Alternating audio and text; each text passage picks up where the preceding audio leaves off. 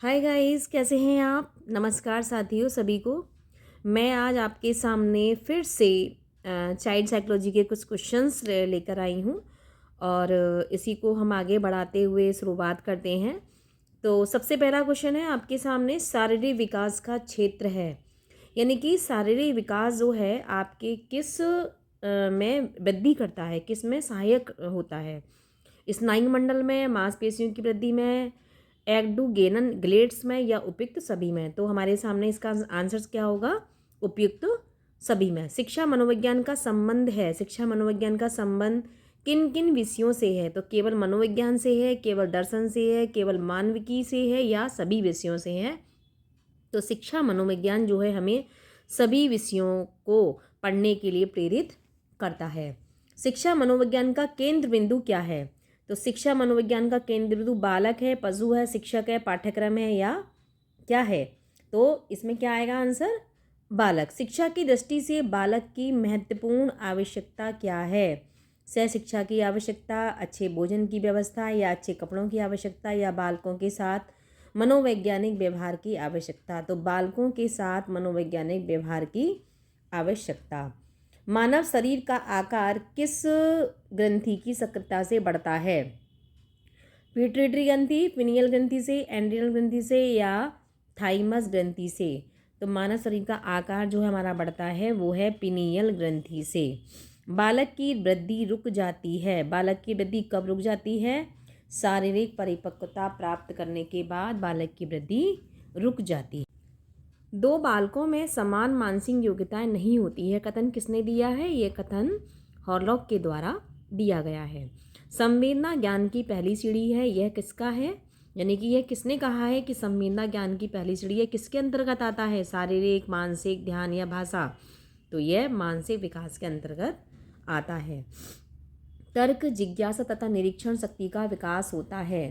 तो तर्क, जिज्ञासा, निरीक्षण शक्ति का विकास किससे होता है? 7 वर्ष की आयु में, 11 वर्ष की आयु में, 9 वर्ष की आयु में, या 6 वर्ष की आयु में? तो इसका आंसर है 11 वर्ष की आयु में। एडोलसेंस शब्द लैटिन भाषा के एडोलिसियर से बना है, जिसका अर्थ क्या है? परिपक्वता की ओर बढ़ना। किशोरावस्था जीवन का सर्वाधिक कठिन काल है, यह कथन किसका है? किलपैट्रिक। देखिए इसमें ना किशोरावस्था से संबंधित आपके सामने 2-3 डेफिनेशन ऐसी हैं, एक स्टेनो हॉल की है, किलपैट्रिक की है, एक डेफिनेशन और है।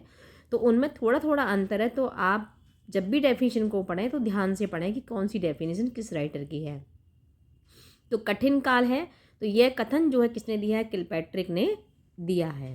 ऐसे बालक जो सामान्य बालकों से शारीरिक, मानसिक अथवा संवेगात्मक दृष्टि से पर्याप्त भिन्न होते हैं, उन्हें क्या कहते हैं? हम उन्हें कहेंगे विशिष्ट बालक। यानी कि वो बालक जो शारीरिक, मानसिक और संवेगात्मक दृष्टि से भिन्न होते हैं, तो वो बालक विशिष्ट बालक की श्रेणी में आते हैं।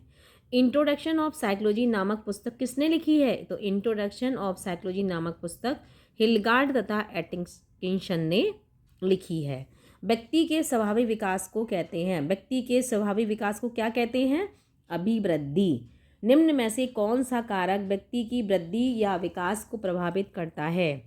तो निम्न में से कौन सा कारक व्यक्ति के वृद्धि विकास को प्रभावित करता है? भोजन, व्यायाम, ग्रंथियों की क्रियाशीलता, या उपयुक्त सभी। तो ये सारी चीज़ें आपके सामने आएंगी कि व्यक्ति की वृद्धि या विकास को प्रभावित ये सारी चीज़ें करती हैं।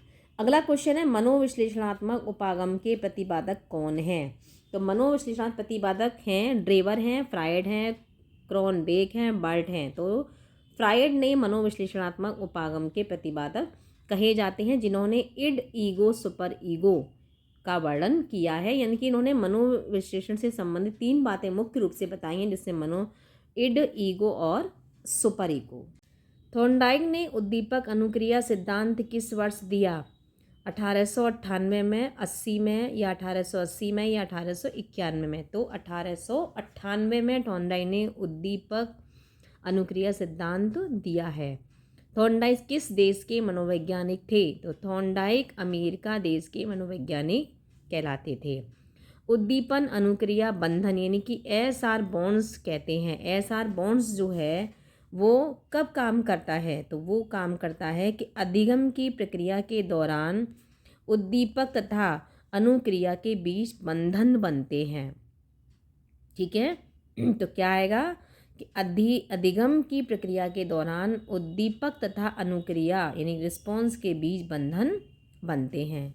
अगला क्वेश्चन है, उद्दीपक अनुक्रिया सिद्धांत को दूसरे किस नाम से जाना जाता है? संबंधवाद के नाम से, बंधन सिद्धांत के नाम से, प्रयास या त्रुटि के सिद्धांत से, या उपयुक्त सभी यानी कि उपयुक्त सभी के नाम से ये उद्दीपक अनुक्रिया सिद्धांत जाना जाता है। व्यक्ति को जिस कार्य में त्रुटि हो उस कार्य को जिसमें संतुष्टि हो की अपेक्षा शीघ्रता से सीखता है। यह सिद्धांत किसने प्रतिपादित किया है? थॉर्नडाइक ने। यानी कि व्यक्ति को या तो तुष्टि हो यानी कि और जिस कार्य में संतुष्टि हो वह जल्दी सीख जाता है, तो ये थॉर्नडाइक ने कहा है। सीखने के लिए पुनर्वलन होता है गौड़, केंद्रीय तत्व, मध्य या सामान्य। तो क्या कहलाएगा? सीखने के लिए पुनर्वलन क्या होता है? केंद्रीय तत्व, यानी कि जो केंद्र का तत्व होता है वो हमारे सीखने के लिए यानी कि रेनफोर्समेंट का काम करता है। थॉर्नडाइक ने सीखने के 3 नियम बताए हैं, अभ्यास का, प्रभाव का, तत्परता का या उपयुक्त सभी का। तो किसका नियम बताया है? उपयुक्त सभी का। थॉर्नडाइक ने अपने प्रयोग किस पर किए? चूहों पर, मुर्गियों पर, बिल्लियों पर, उपयुक्त सभी पर। किस पर किए हैं? उपयुक्त सभी। The psychology of wants, interest and attitude 1935 नामक पुस्तक के लेखक कौन हैं? थॉर्नडाइक ने ये पुस्तक लिखी है, the psychology of wants, interest and attitude. ये पुस्तक के लेखक कौन है? थॉर्नडाइक। क्लासिकल अनुबंधन सिद्धांत 1904 के प्रतिपादक कौन हैं? पावलोव। ठीक है, किसने कहा है ये? किसने दिया है सिद्धांत? ये पावलोव ने दिया है। पावलोव ने अनुकूलित अनुक्रिया सिद्धांत का प्रयोग किया। किस पर किया है? कुत्ते पर। स्वाभाविक उद्दीपक या स्वाभाविक अनुक्रिया या अनुबंधित उद्दीपक, अनुबंधित अनुक्रिया को किन संकेताक्षरों से लिखा जाता है? तो UCS, UCR, CS और CR, जिसमें कि आपका फर्स्ट क्वेश्चन सही है। UCS, UCR, CS और CR। ठीक है। अगला क्वेश्चन है, पावलोव के अनुक्रिया अनुबंधन सिद्धांत के सत्यापन के प्रयोग में कौन स्वाभाविक प्रतिचार होता है? लार, घंटी, बॉक्स, भोजन। कौन होता है? लार। अगला क्वेश्चन है कि स्किनर का सिद्धांत किस प्रकार का है? R टाइप है, S टाइप है, SR टाइप है या कोई नहीं है? तो इनमें से R टाइप जो सिद्धांत कहलाता है वो स्किनर का सिद्धांत कहलाता है। पावलोव का सिद्धांत किस प्रकार का है? S type. S type, R type. देखिए स्किनर का सिद्धांत क्या कहलाता है हमारा? R type. पावलोव का सिद्धांत किस प्रकार कहलाता है? S type.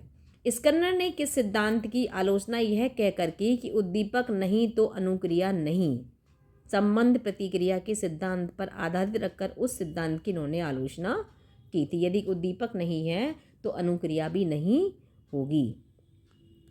अगला क्वेश्चन है, स्किनर ने क्रिया प्रसूत अधिगम सिद्धांत का प्रयोग किया चूहा, कबूतर दोनों पर, या बिल्ली पर, यानी कि चूहे पर इन्होंने अपना प्रयोग किया।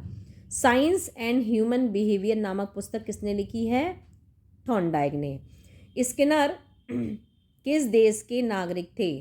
तो स्किनर किस देश के नागरिक थे? अमेरिका के। अधिगम के व्यवहारवादी सिद्धांतों को अधिगम बनाने के कौन से सिद्धांत कहते हैं? संबंधवादी, अन्य, संज्ञानात्मक, उपयुक्त सभी। तो अधिगम के व्यवहारवादी सिद्धांतों को संबंधवादी सिद्धांत भी कहते हैं। अनुकूलित अनुक्रिया का अर्थ है, तो अनुकूलित अनुक्रिया का क्या अर्थ है?